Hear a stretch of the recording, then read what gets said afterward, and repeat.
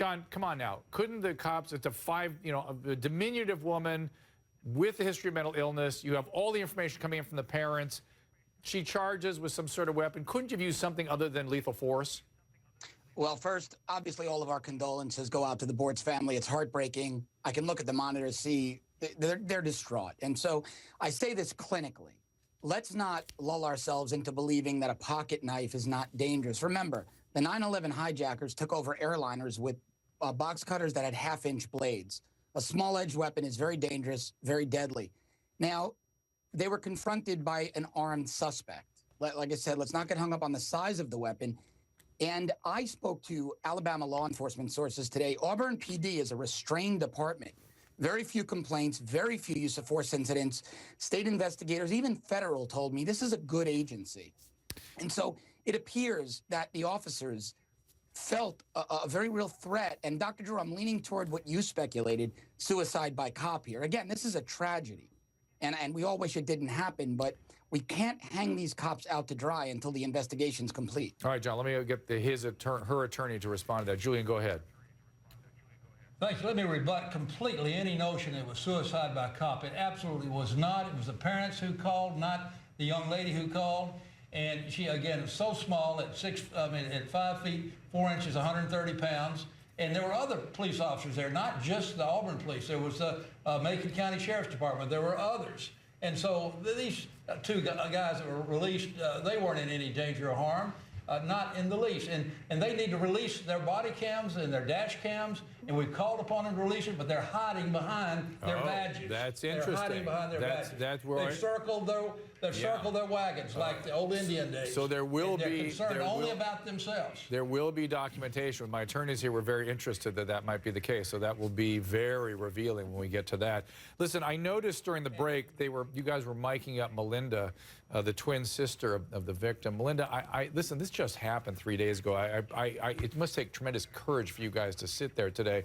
But I saw them miking you up during the break, and I thought maybe you wanted to say something. So I wanted to give you a chance. Yeah, I wanted to because there's things y'all were saying that just aren't correct, but it's a good thing I wasn't married. I'm good. Yeah, she's an identical twin sister, a part of her, and it was because of her that she knew, the parents knew where the sister was.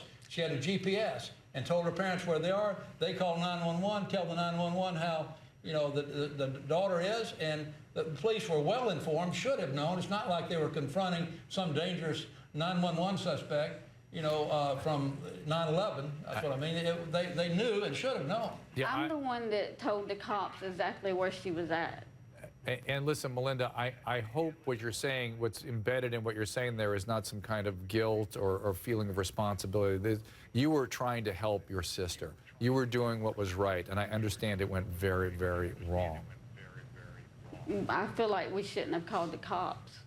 I will never call the cops again for anything. And we've had an outbreak of this around here, Montgomery, Alexander City, policemen shooting and killing people. This time it was a young white female. Usually it's a young African-American male, but it's much too much. It's an epidemic, and it's got to stop. We've got to get people trained. Jillian, I'm sympathetic to everything you're saying here, but I'm worried about Melinda, and my dear, please do not feel responsible. You did the right thing. As a clinician, if you'd called your doctor beforehand, we would have told you to do the same thing. This is something bigger than any of us, and I'm just so sorry it happened to your sister. Thank you. Okay. Well, thank you. I hope you can spread the gospel that we've got to get police officers better trained. The city of Auburn is not just a little country town. Big university there.